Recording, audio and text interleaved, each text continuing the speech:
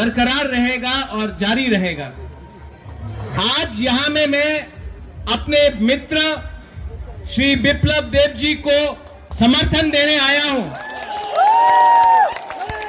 और बहुत लोग ये बात जानते नहीं है, लेकिन मैंने इनके दिल में, इनके हृदय में हमारे त्रिपुरा के जनजाति के पक्ष में एक प्रेम, एक प्यार और एक भाईचारा देखा है।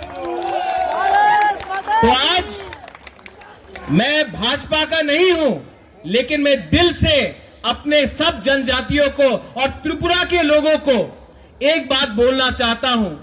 दिल्ली में मोदी जी आ रहे हैं और त्रिपुरा में, ईस्ट त्रिपुरा से मेरी बहन और वेस्ट त्रिपुरा से मेरा भाई आ रहा है।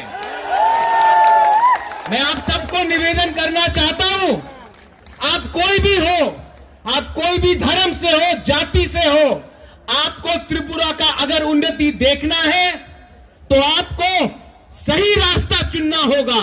और आज वो सही रास्ता मेरा दोस्त, मेरा प्राइम मिनिस्टर और मेरी बहन ईस्ट त्रिपुरा से हम तिप्रा मोथा, आईपीएफटी और भारतीय जनता पार्टी एक साथ होकर त्रिशूल बनकर त्रिपुरा में एक नया कल लाएंगे।